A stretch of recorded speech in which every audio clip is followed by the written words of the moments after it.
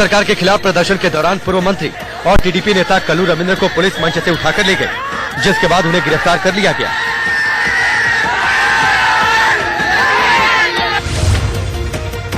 छत्तीसगढ़ के जशपुर में एक स्वास्थ्य केंद्र में एक नर्स ने डॉक्टर पर मरीजों और कर्मचारियों के साथ बदसलूकी का आरोप लगाया, जिसके बाद डॉक्टर हाथ में बैट लेकर नर्स से झगड़ा करने लगा। नहीं तो ये हॉस्पिटल है।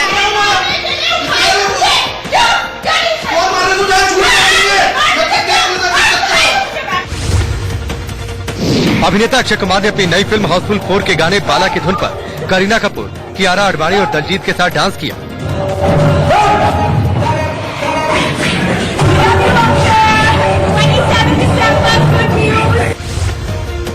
मुंबई में अमिताभ बच्चन के जन्मदिन पर उनके घर के बाहर फैंस ने उनके फिल्मों के गाने गाए और डांस किया। इस दौरान अमिताभ बच्चन ने गेट पर आकर लोगों का अभिवादन किया। बॉलीवुड सुपरस्टार अमिताभ बच्चन 77 साल के हो गए। सोशल मीडिया से उनके घर के बाहर तक पूरे दिन उनके फैंस जन्मदिन मनाने में जुटे दिखे। फैंस अमिताभ को अपने अपने तरीके से शुभकामना संदेश देते भी देखे गए। लेकिन मुंबई में अमिताभ बच्चन के बंगले के बाहर उनके 77वें जन्मदिन पर प्रशंसक उनकी एक झलक के लिए घंटों इंतजार करते देखे गए। हालांकि ये इंतजार भी अमिताभ बच्चन के प्रशंसकों के लिए किसी पर्व से कम नहीं था। तभी तो देखिए कैसे उनके फैंस उनके गानों पर थिरकते नजर आए।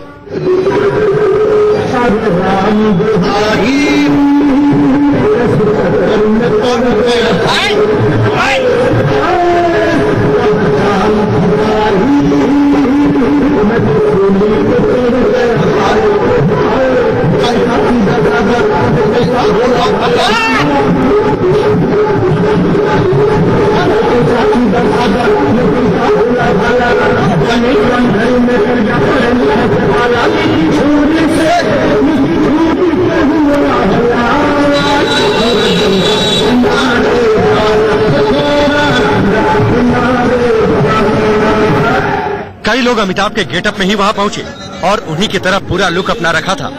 इस दौरान फैंस उनके गाने गाकर उनके उस दौर को याद करते देखे गए जब वो एक के बाद एक सुपरहिट फिल्में देते जा रहे थे।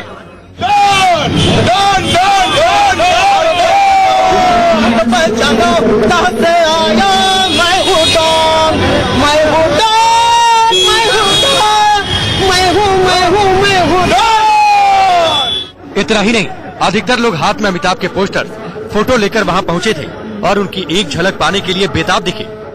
पे जितने भी उनके प्रशंसक आए हैं, जितने भी फैंस आए हैं, हाथ में इस तरीके के विशेष लेके आए हैं और यह जनाब जो है ये अमिताभ का डेफिनेशन आपको दे रहे हैं। A for acting, M for master, I for Indian, T for talented, A for admirable, B for Bollywood and H for hero.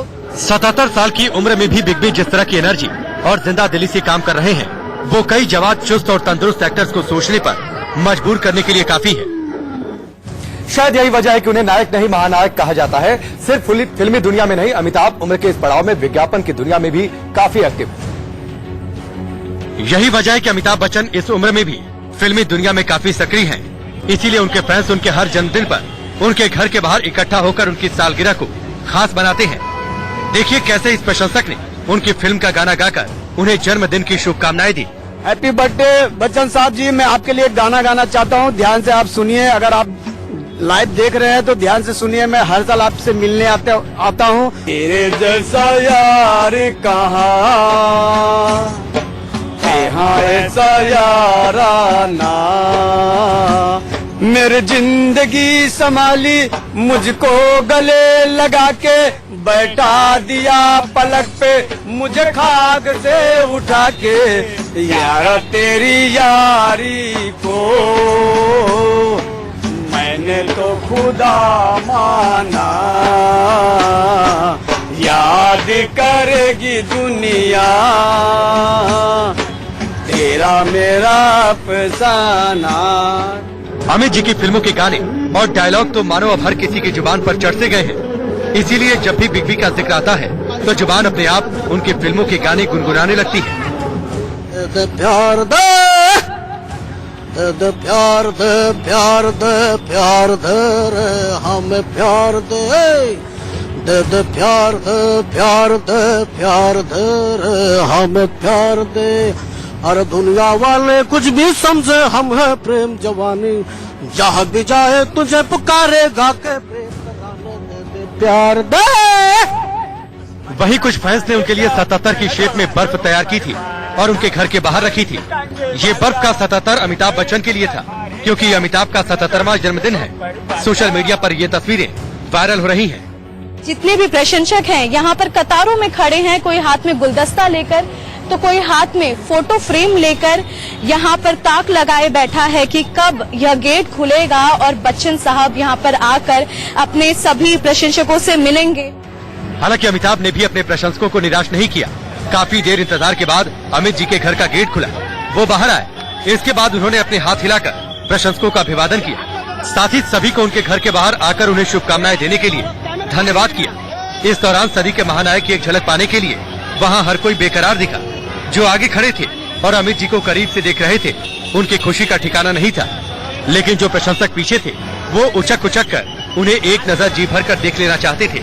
कुछ देर यूं ही धन्यवाद अदा करने के बाद अमित जी अंदर गए और उनके बंगले का गेट बंद हो गया। इसके बाद वो अपनी गाड़ी में बैठे और वहाँ से चले गए। सिर्फ मुंबई नहीं, पूरे देश में अमिताभ बच्चन का जन्मदिन धूमधाम से उनके प्रशंसकों ने मनाया और उनकी लंबी उम्र की कामना की। उनके शहर प्रयागराज में देखिए कैसे अमिताभ बच्चन के पोस्टर के सामने शंख बजाकर उनकी आरती उतारी जा रही है।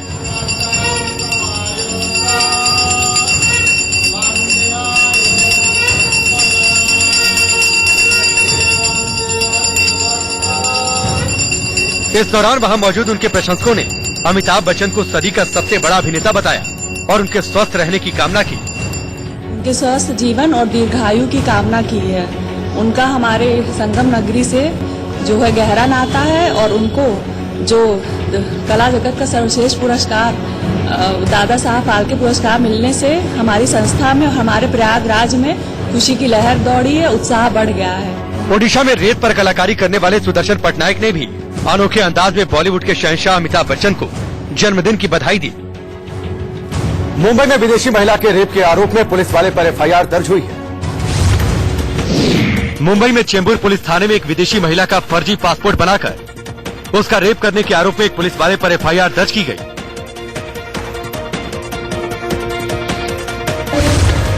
यूपी के रामपुर में बीजेपी अनुसूचित जनजाति मोर्चा के एक सम्मेलन में वाल्मीकि समाज के अध्यक्ष का नाम नहीं लिए जाने पर कार्यकर्ताओं ने हंगामा किया, जिसके बाद यूपी अध्यक्ष स्वतंत्र देव सिंह ने हस्तक्षेप कर मामले को संभाला।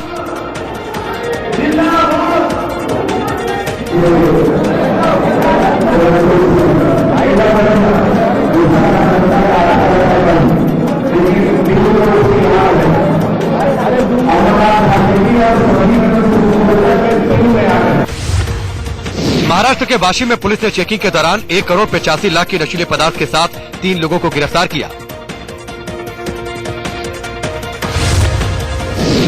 बिहार के मुजफ्फरपुर में एक पुलिस स्टेशन में रेड के दौरान थानेदार रजनीश कुमार के कमरे से शराब मिली, जिसके बाद उनसे पूछताछ कर उन्हें गिरफ्तार कर लिया गया। पंजाब में भारतीय सीमा पर नजर आए पाकिस्तानी ड्रोन के कारण हिमाचल प्रदेश और पंजाब से सटे जंगलों में दोनों राज्यों की पुलिस ने सर्च ऑपरेशन शुरू कर दिया है।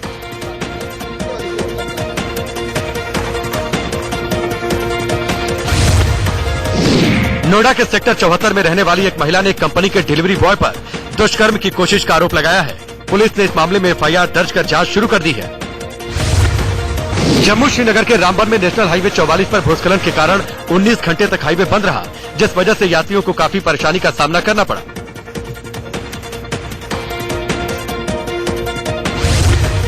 जम्मू कश्मीर के राजौरी में पाकिस्तानी सेना की तरफ से सीज फायर का उल्लंघन करने पर भारतीय सेना ने मुंहतोड़ जवाब दिया।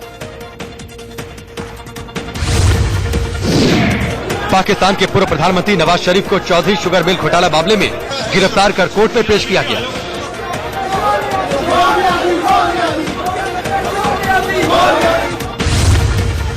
कोलकाता में टीएमसी सांसद और बांग्ला अभिनेत्री नुसरत जहां ने बंगाल पूजा पंडाल में सिंदूर खेला में दूसरी महिलाओं को सिंदूर लगाया। उधर पश्चिम बंगाल के नदिया में एक बीजेपी कार्यकर्ता की हत्या के बाद बवाल मच गया। पिछले कुछ दिनों में आरएसएस और बीजेपी से जुड़े लोगों की हत्या के कई मामले सामने आए, जिसके लिए ममता सरकार और तृणमूल कांग्रेस को जिम्मेदार बताते हुए बीजेपी ने मोर्चा खोल दिया। उधर नदिया में बड़ी तादाद में लोग उस तालाब के पास जमा हो गए, जहां बीजेपी कार्यकर्ता सुप्रियो बनर्जी का शव मिला। सुप्रियो बनर्जी वहां एक मंदिर में पुरोहित भी थे और बताया जा रहा है कि नवमी की रात आरती के बाद से पुरोहित लापता थे। उधर 2 दिन बाद जब परिवार ने सुप्रियो की मौत की खबर सुनी तो वहां मातम पसर गया।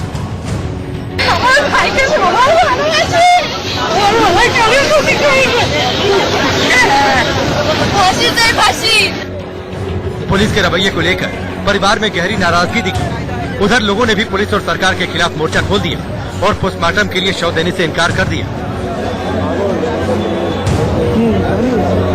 मामले की खबर मिलते ही पुलिस के आला अधिकारी मौके पर पहुंचे और इलाके में तनाव को देखते हुए बड़ी तादाद में पुलिस और सुरक्षा बल के जवान मुस्तैद हो गए।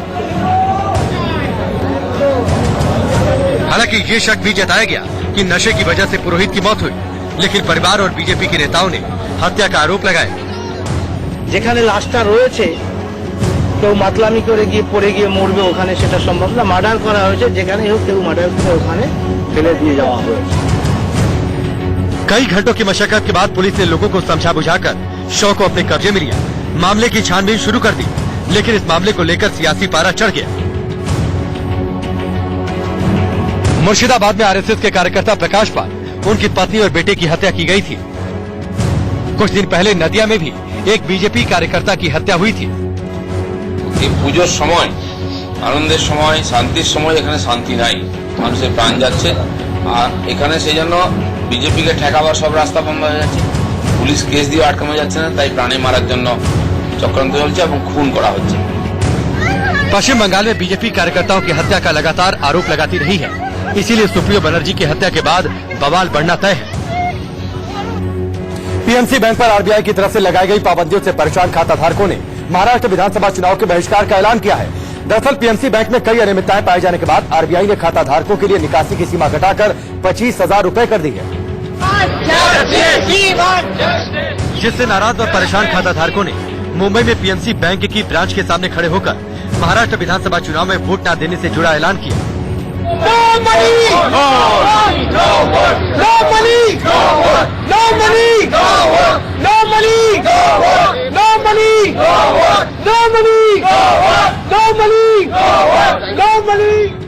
प्रदर्शनकारियों का कहना है कि उन्हें इससे कोई मतलब नहीं है कि किसने क्या किया, उन्हें बस उनके खून पसीने की कमाई वापस चाहिए।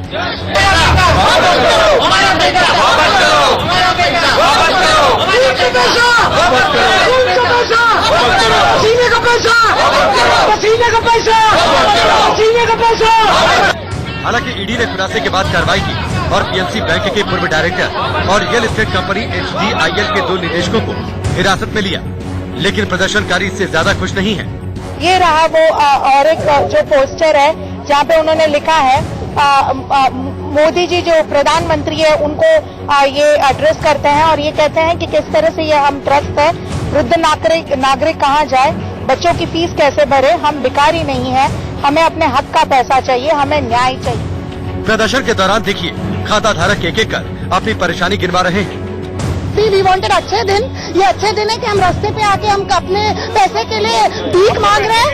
हम अपने भीख क्यों मांगे जब हमने जमा किए हैं? ऑलरेडी आप बहुत दिनों से लाइन में लगी हैं। तो लाइन नहीं लगाएगा तो जाएगा कौन? हमारा क्या बच्चा है जो लाइन लगाएगा?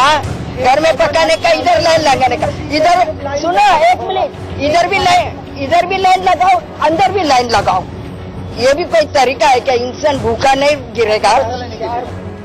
पीएमसी के पास 11,600 करोड़ रुपए से अधिक पैसा तो है, लेकिन इसके बावजूद पीएमसी के जमाकर्ता अपने बैंक से पैसा नहीं निकाल पा रहे, क्योंकि बैंक के गड़बड़ कामकाज को देखते हुए आरबीआई ने कई तरह के प्रतिबंध लगा दिए हैं। देखने वाली बात होगी कि महाराष्ट्र विधानसभा चुनाव से पहले क्या इन खाता धारकों के लिए कोई बड़ा ऐलान होगा जिससे इनके पैसे इन्हें वापस मिल सके। 2019 के लिए फोर्ब्स इंडिया मैगजीन ने 100 अमीर लोगों की लिस्ट जारी कर दी है। इस लिस्ट में मुकेश अंबानी लगातार नंबर 1 पर बने हुए हैं। फोर्ब्स इंडिया मैगजीन के मुताबिक रिलायंस इंडस्ट्रीज लिमिटेड के चेयरमैन मुकेश अंबानी 51.4 अरब डॉलर की संपत्ति के साथ नंबर 1 पर बने हैं। लगातार 12वें साल से फोर्ब्स की लिस्ट में मुकेश अंबानी देश के सबसे अमीर लोगों की सूची में पहले नंबर पर है। वहीं दूसरे नंबर पर इंफ्रास्ट्रक्चर टाइकून गौतम अडानी का नाम शामिल है। गौतम अडानी की कुल प्रॉपर्टी 15.7 अरब डॉलर है। मैगजीन के मुताबिक अडानी 8वें पायदान से दूसरे पायदान पर पहुंचने में कामयाब हुए। उधर अशोक लीलैंड के प्रमोटर हिंदुजा ब्रदर्स कुल 15.6 अरब डॉलर की प्रॉपर्टी के साथ तीसरे नंबर पर बने हैं। यही नहीं, इस साल अमीरों की लिस्ट में 6 नए अरबपतियों को जगह मिली है। वहीं आर्थिक सुस्ती की वजह से कारोबारियों को काफी घाटा भी हुआ है। हरियाणा चुनाव के मद्देनजर कांग्रेस ने घोषणा पत्र जारी कर दिया। कांग्रेस ने हरियाणा विधानसभा चुनाव 2019 का घोषणा पत्र जारी कर दिया है। इससे कारोबारियों को काफी घाटा भी हुआ है। हरियाणा चुनाव के मद्देनजर कांग्रेस ने घोषणा पत्र जारी कर दिया।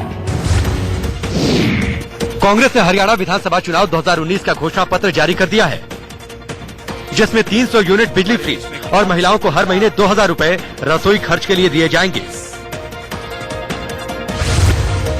वाराणसी में स्वर्ण शताब्दी वैदिक धर्म महासम्मेलन में साधु संतों के साथ साथ गुजरात और सिक्किम के राज्यपाल भी शामिल हुए, जो 3 दिन तक वैदिक धर्म पर चर्चा करेंगे। ऋषि दयानंद ने स्त्री को जो मान दिया, उसी के प्रतीक के रूप में आज आदरणीय।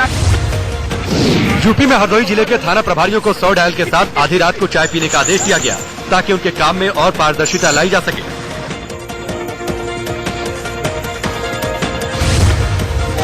हरिद्वार के हर की पैड़ी से ऐतिहासिक छड़ी यात्रा का आगाज हुआ, जिसमें सभी 13 अखाड़ों के प्रमुख ने छड़ी यात्रा का विशेष पूजन किया।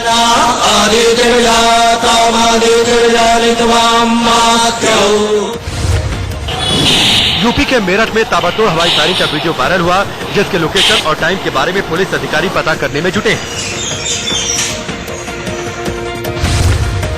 गाजियाबाद के हिंडन एयरपोर्ट से उत्तराखंड के पिथौरागढ़ के लिए विमान सेवा शुरू होने पर उत्तराखंड के सीएम त्रिवेंद्र सिंह रावत ने खुशी जताई। माननीय प्रधानमंत्री जी का बहुत आभार प्रकट करता हूँ कि आज उड़ान योजना के अंतर्गत हिंडन गाजियाबाद से, या मैं कहूँ कि देश की राजधानी क्षेत्र से सीधा हमारा उत्तराखंड का सीमांत जनपद पिथौरागढ़ जुड़ गया है। स्पाइस जेट ने दिल्ली से इंदौर के लिए 15 दिनों के लिए कार्गो उड़ान सेवा की शुरुआत की है, जो अच्छा रिजल्ट मिलने के बाद नियमित की जा सकती है। पंजाब सचिवालय की बिल्डिंग से फाइनेंशियल कमिश्नर दफ्तर के रिकॉर्ड ब्रांच के सुपरवाइजर ने 6ठी मंजिल से छलांग लगा दी, जिसमें उनकी मौके पर ही मौत हो गई। सीएम योगी के सलाहकार केशव वर्मा ने गोमती रिवर फ्रंट के निरीक्षण में बोटिंग, लाइट वाटर म्यूजिक समेत कई व्यवस्थाओं में खामियां पाई। यूपी के झांसी में हुए पुष्पेंद्र यादव एनकाउंटर पर सियासी पारा चढ़ गया है। समाजवादी पार्टी से फर्जी एनकाउंटर बताते हुए जांच की मांग कर रही है। बनारस में समाजवादी पार्टी के कार्यकर्ता सड़क पर उतरे और झांसी एनकाउंटर के मुद्दे पर योगी सरकार के खिलाफ जमकर नारेबाजी की। योगी सरकार मुर्दाबाद, योगी सरकार मुर्दाबाद, भूपेंद्र यादव अमर रहे, अमर रहे, भूपेंद्र यादव अमर रहे। हाथ में पोस्टर और बैनर लिए समाजवादी पार्टी के कार्यकर्ताओं ने कैंडल मार्च निकाला और पुष्पेंद्र यादव को श्रद्धांजलि दी। जो काम अपराधियों का होना चाहिए वो काम उत्तर प्रदेश सरकार की पुलिस पैसा लेकर कर रही है। पैसा लेकर किसी का एनकाउंटर के नाम पर हत्या कर रही है। झांसी एनकाउंटर के बाद से ही यूपी में विपक्ष सरकार को घेर रहा है। 5 अक्टूबर को झांसी में पुष्पेंद्र को पुलिस ने मुठभेड़ में मार गिराया था। आरोप है कि पुष्पेंद्र ने पुलिस अधिकारी पर गोली चलाई थी और गाड़ी लेकर फरार हो गया था। लेकिन परिवार का दावा है कि पुष्पेंद्र के पास घूसकांड का एक वीडियो था, इसीलिए परिवार का आरोप है कि पुष्पेंद्र का फर्जी एनकाउंटर किया गया। समाजवादी पार्टी पुष्पेंद्र यादव का एनकाउंटर करने वाले थाना अध्यक्ष के खिलाफ मामला दर्ज किए जाने की मांग कर रही है। वहीं लखनऊ में पार्टी अध्यक्ष अखिलेश यादव ने भी एक बार फिर सरकार को कटघरे में खड़ा किया। पूरा प्रदेश जानता है कि उसकी हत्या हुई है, झांसी जानता है हत्या हुई है, आसपास के लोग जानते हैं हत्या हुई है। पुलिस केवल ये बता दे कि आखिरकार वो इनकाउंटर किस समय हुआ था, समय तो बता दे। और अगर इनकाउंटर किस समय हुआ था तो पूरी रात पूरा दिन उसकी बॉडी को क्यों घुमाते रहे पूरे झांसी में, एक थाने के बाद दूसरे थाने के तीसरे थाने, और फिर पोस्टमार्टम रिपोर्ट अभी तक परिवार को क्यों नहीं दिखाई गई। हालांकि सरकार खुद मामले में जांच करवाने का दावा कर रही है। बताना चाहता हूं, सरकार निष्पक्षता से जांच करा रही है और जांच रिपोर्ट आने के बाद जो भी इसमें दोषी पाया जाएगा उसके खिलाफ बड़ी कार्रवाई और समाजवादी पार्टी इसे राजनीतिक रंग देगी। जातीय समीकरणों वाली यूपी की राजनीति में पुष्पेंद्र यादव एनकाउंटर से सियासी तनातनी और बढ़ गई है। विराट कोहली ने सचिन तेंदुलकर और वीरेंद्र सहवाग के भारतीय रिकॉर्ड को तोड़ दिया है। वो टेस्ट क्रिकेट में सबसे ज्यादा दोहरे शतक लगाने वाले भारतीय बल्लेबाज बन गए हैं। साउथ अफ्रीका के खिलाफ पुणे में खेले जा रहे टेस्ट मैच के दूसरे दिन भारतीय कप्तान ने अपने टेस्ट करियर का 7वां दोहरा शतक भी लगाया। इसके साथ ही उन्होंने टेस्ट क्रिकेट में 7000 रन भी पूरे कर दिए। स्ट्राइक रेट बढ़िया, ये 2 रन जरूर मिलेंगे। दोहरे शतक से दी है दस्तक। एक बार फिर क्रिकेटिंग जगत इनके सामने नतमस्तक। लंबे वक्त से कोहली से जिस शतक की उम्मीद थी वो भी पूरा हुआ, फिर उसके बाद दोहरा शतक भी आया। दोहरे शतक बतौर कप्तान। पुणे की पहली पारी में कोहली ने डबल धमाका कर दिया। ये 7वां ऐसा मौका भी बना जब कोहली ने 200 से ज्यादा रन बना दिए हो। खास बात ये भी है कि 2016 से टेस्ट क्रिकेट में कोहली का वर्चस्व बाकी टीमों से भी बड़ा है, वो भी ऐसे मौके पर जब कप्तान कोहली अपना 50वां टेस्ट खेल रहे हो। कोहली की पारी इतनी विराट बनी कि कोई गेंदबाज उन्हें परेशान तक भी नहीं कर पाया। दोहरे शतक के बाद मेहमानों के पास पेविलियन वापस भेजने का एक मौका भी बना, लेकिन किस्मत का कनेक्शन भी कोहली के साथ ही जुड़ा था। ये तो नो बॉल है भैया। ये बतौर कप्तान शतकों के रिकॉर्ड तो बनाए ही, पॉन्टिंग की बराबरी भी कर ली, तो टेस्ट में उनका औसत अब बाकियों से काफी आगे निकल चुका है। फैंस ने जो मांगा, क्रिकेट पंडितों ने जो कहा और टीम को जिसकी जरूरत थी वो कोहली ने पूरी कर दी। इससे ज्यादा ना फैंस को कुछ चाहिए और कोहली को तो सिर्फ जीत से मतलब है। इसके अलावा विराट कोहली ने बतौर कप्तान टेस्ट क्रिकेट में 9वीं बार 150 का आंकड़ा पार कर लिया। बैट्समैन ने 8 बार कप्तान के रूप में 150 प्लस का आंकड़ा पार किया था। मामले में अहमदाबाद कोर्ट से जमानत मिल गई है। अहमदाबाद कोर्ट से जमानत मिलने के बाद कांग्रेस नेता राहुल गांधी की हार्दिक पटेल के साथ खाना खाने की तस्वीरें सामने आई। यूपी के सीतापुर में कार एजेंसी से 5 लाख रुपए की चोरी की वारदात सीसीटीवी में कैद हो गई। प्रियंका गांधी ने किसानों को जेल में डालने और पीएमसी बैंक से जुड़े मुद्दों के बहाने केंद्र पर निशाना साधते हुए 76,000 करोड़ के लोन माफ करने पर सवाल उठाए। अमृतसर में श्री गुरु नानक देव जी के 550वें प्रकाश पर्व पर लाइट एंड साउंड नाटक का मंचन किया गया, जिसमें 15वीं सदी के क्रूर शासकों के अत्याचारों को दिखाया गया।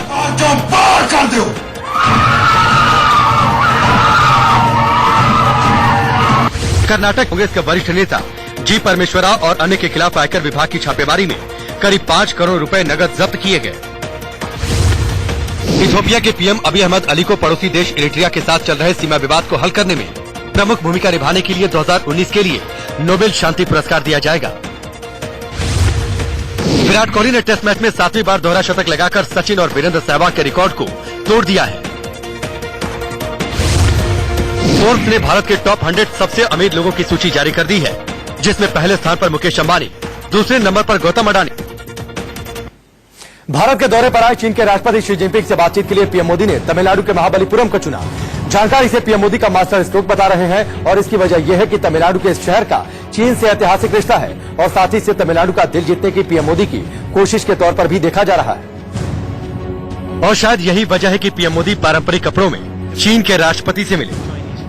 सफेद लुंगी और शर्ट के साथ तमिलनाडु में पारंपरिक तौर पर पहने जाने वाला साफा मौजूद था।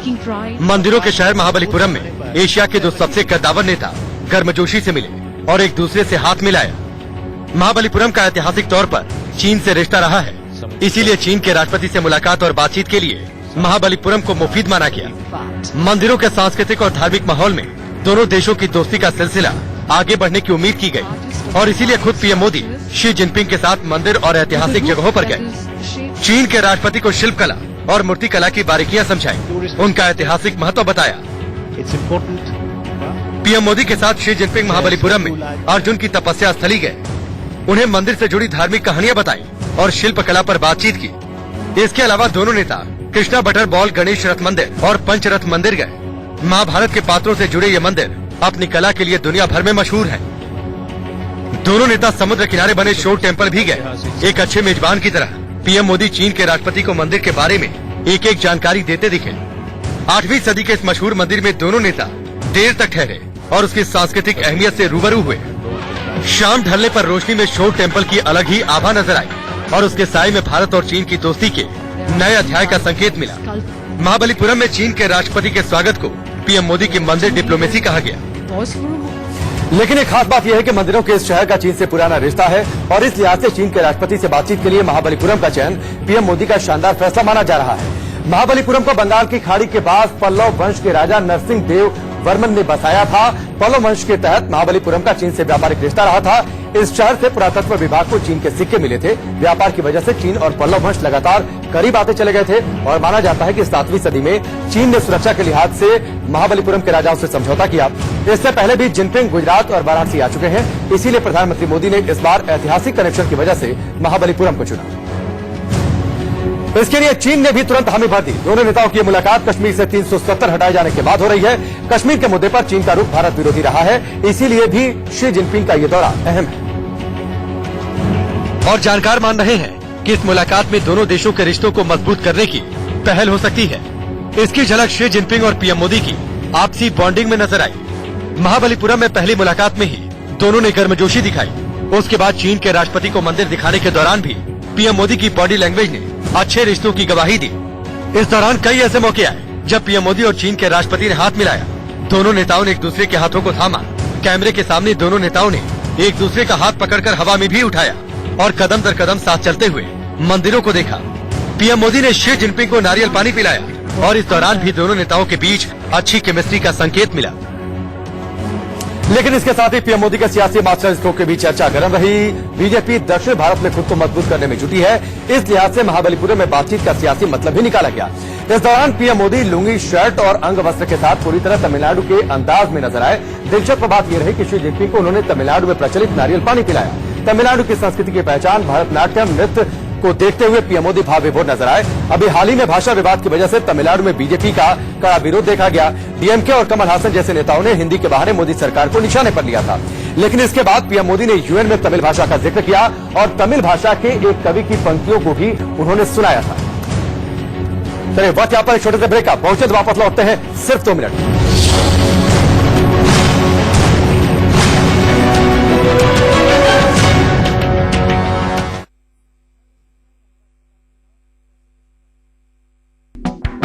Powered by Synthol Cool Soap. इस समर सन को कर दो सेट। एसोसिएट स्पॉन्सर MDH देगी मिर्च का तड़का, अंग अंग फड़का। MDH की देगी मिर्च, Okaya lithium plus batteries, energy storage और इलेक्ट्रिक व्हीकल्स के लिए। माइक्रोटेक, सब चले बेफिक्र। Action Tesa high density fibre, boat power of new technology. कुछ भी बेचो, कुछ भी खरीदो, OLX ऐप डाउनलोड करो। मुथूट फाइनेंस, गोल्ड लोन सिर्फ एक विजिट में। Opal Lighting, world's #1 consumer lighting brand. Dulux Weather Shield, Powerflex Double Protection Paint और Magic Bricks, India's #1 property site. ये इंडिया में ना भाई सब खींचते हैं, कोई किसी की टांग, कोई किसी के कान, और ऐसे ही सब खींचते हैं ऐसी वैसी तार जो पहुंचा सकती है आपके घर को भारी नुकसान। माइक्रोटेक वायर्स एंड केबल बिजली बचाए, आग से सुरक्षित रखे और हैवी लोड भी उठाए। सही तार खींचो। Thank you. व्हाट?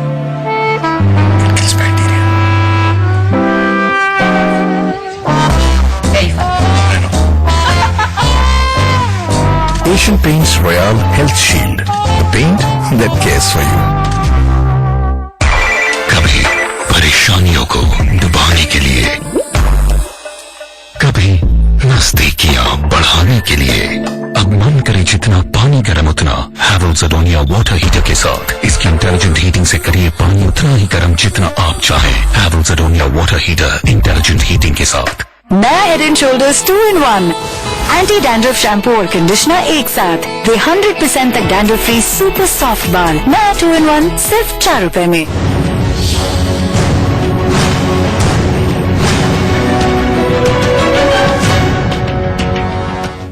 छत्तीसगढ़ के जशपुर में डॉक्टर और नर्स के झगड़े से एक स्वास्थ्य केंद्र जंग के मैदान में तब्दील हो गया।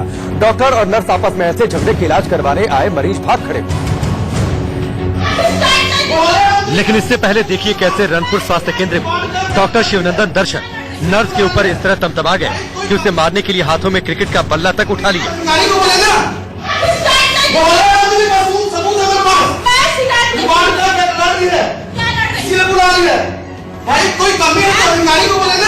तो आप बैठ क्यों पकड़े हैं सर? मैं तो क्रिकेट खेल रहा था, मेरे को बुलाई हो। मैं तो क्रिकेट खेल रहा खाली है तो रिकॉर्डिंग करवाना पड़ेगा। नहीं तो ये हॉस्पिटल है। हालांकि बैट से हमले की कोशिश के आरोपों को डॉक्टर ने नकार दिया, लेकिन वीडियो में साफ तौर पर देखा गया कि वो कुर्सी के पास बल्ला रखे हुए हैं और नर्स से बहस करते हुए जब खड़े होते हैं तो टेबल के बगल में रखे बल्ली को हाथ में उठा लेते हैं और लगभग बैठ दिखाने के अंदाज में ही नर्स से झगड़ भी रहे हैं। इस बीच जब वहाँ मौजूद पत्रकार ने उनसे झगड़े की वजह जाननी चाहिए तो उनके तेवर थोड़े नरम पड़ गए, लेकिन इस दौरान भी वो नर्स के आरोपों को बेबुनियाद करार देते नजर आए। अभी क्या किस मामले को लेकर झगड़ा कर रहे हैं? दूसरे स्टाफ के बोलती है कि लेबर में ये कमी जबकि कोई कमी नहीं है, कोई इंजन बना नहीं है। आज ब्लेम करे झूठा, पूछो बैठी सब कोई और मेरे से लड़ रही है आपस अब बुराई तेरे को तमाशा करने के लिए और मैं क्रिकेट खेलता बैट मारने के लिए। मैं कोई नहीं बुलाया, हल्ला सुनकर अपना। हालांकि नर्स अभी अपनी बात पर अड़ी दिखी और उसने स्वास्थ्य केंद्र में अनियमितताओं के लिए डॉक्टर पर आज ब्लेम करे झूठा, पूछो बैठी सब कोई और मेरे से लड़ रही है आपस अब बुराई तेरे को तमाशा करने के लिए और मैं क्रिकेट खेलता बैट मारने के लिए। मैं कोई नहीं बुलाया, हल्ला सुनकर अपना। हालांकि नर्स अभी अपनी बात पर अड़ी दिखी और उसने स्वास्थ्य केंद्र में अनियमितताओं के लिए डॉक्टर पर कई गंभीर आरोप लगाए जिन्हें डॉक्टर ने नकार दिया। ब्लेड क्या हो सकता है, लेबर रूम में नहीं होती, अगर प्रशिक्षित नर्स है तो पता होना चाहिए। के पास बोली हूँ कि ब्लेड नहीं है हॉस्पिटल में और जो है ना लेबर रूम की जो घड़ी है हमेशा चालू हालत में नहीं होती। ब्लेड क्या हो सकता है, ब्लेड क्या हो सकता है, लेबर रूम में नहीं होती, अगर प्रशिक्षित नर्स है तो पता होना चाहिए। इसके बाद अस्पताल परिसर में हड़कंप मच गया। दोनों के बीच झगड़े के चलते इलाज करवाने वहां पहुंचे मरीजों ने वापस लौटना ही मुनासिब समझा। इस बीच झगड़े का वीडियो वायरल होने पर आनंद फानन में सीएमओ ने डॉक्टर शिवनंदन दर्शन और नर्स दोनों का अलग अलग जगह तबादला कर दिया। मध्य प्रदेश में बीजेपी की ओर से लगाए गए एक पोस्टर में कांग्रेस नेता ज्योतिरादित्य सिंधिया दिखाई दिए। एमपी के भिंड में अनुच्छेद 370 हटाए जाने के बाद बीजेपी की ओर से कांग्रेस नेता ज्योतिरादित्य सिंधिया का एक पोस्टर लगाया गया है जिसमें वो पीएम मोदी और अमित शाह के साथ दिखाई दे रहे हैं। वाराणसी में निर्माणाधीन फ्लाईओवर की शटरिंग गिरने से 2 लोग घायल हो गए। रेलीगेयर फिल्मेस्ट मामले में दिल्ली की साकेत कोर्ट ने रैनवैक्सी के पूर्व प्रमोटर मलविंदर, शिविंदर सिंह और 3 अन्य आरोपियों की 4 दिन की रिमांड मंजूर की है। हरियाणा के लोहारू विधानसभा के गांव में बीजेपी प्रत्याशी जेपी दलाल की सभा में भीड़ नहीं जुटने का एक वीडियो सोशल मीडिया पर वायरल हो रहा है। मध्य प्रदेश के भिंड जिले के बाढ़ प्रभावित गांवों का दौरा करने के बाद ज्योतिरादित्य सिंधिया ने अपनी ही सरकार को जनता का साथ देने की नसीहत दे डाली। मैंने गांव की जनता से भी कहा है कि आपके संकट के समय में मैं उनके साथ खड़ा हूं, लेकिन सरकार को भी उनके साथ खड़ा रहना ही होगा। सेना के एक बड़े खुलासे के मुताबिक इन दिनों पाकिस्तानी आतंकवादी कश्मीर में हथियारों की कमी का सामना कर रहे हैं, जिसकी वजह से वो पुलिस थानों को निशाना बनाकर उनसे हथियार छीनने की कोशिश में लगे हैं। Incidents of drones from Pakistan dropping weapons on our side of the border is actually an indication of the frustration of Pakistan to be able to provide. Haryana में सोनीपत के गन्नौर विधानसभा क्षेत्र में जननायक जनता पार्टी के उम्मीदवार पर फायरिंग के खिलाफ कार्यकर्ताओं ने एसपी दफ्तर पर विरोध प्रदर्शन किया। अमेरिका और चीन के बीच ट्रेड पर फिर से बात शुरू होने की वजह से शेयर बाजार बढ़त के साथ बंद हुआ। सप्ताह के आखिरी कारोबारी दिन सेंसेक्स 246 अंक बढ़कर 38,127 पर बंद हुआ। वहीं निफ्टी 66 अंकों की बढ़त के साथ 11,301 अंक पर बंद हुआ। दिल्ली के मुख्यमंत्री अरविंद केजरीवाल ने वीडियो कॉन्फ्रेंसिंग के जरिए डेनमार्क में आयोजित C40 समिट को संबोधित किया। इस दौरान उन्होंने दिल्ली में प्रदूषण नियंत्रण के लिए किए जा रहे प्रयासों के बारे में बताया। दरअसल C40 जलवायु सम्मेलन में हिस्सा लेने के लिए मुख्यमंत्री अरविंद केजरीवाल को डेनमार्क जाना था, लेकिन विदेश मंत्रालय से मंजूरी नहीं मिलने पर केजरीवाल ने दिल्ली से ही वीडियो कॉन्फ्रेंसिंग के जरिए डेनमार्क में आयोजित इस समिट को संबोधित किया। जो सबसे बड़ा पोल्यूशन का रीजन दिल्ली के अंदर है वो डस्ट है। सो जितनी ओपन स्पेसेस हैं उनको हम लैंडस्केपिंग और ग्रीनिंग करके सारी डस्ट को कंट्रोल करने की कोशिश करेंगे और हम लोग मैकेनाइज्ड स्वीपिंग इंट्रोड्यूस कर रहे हैं जिसकी वजह से डस्ट को कंट्रोल किया जा सके। आगे बढ़े उससे पहले नजर इस वक्त की हेडलाइन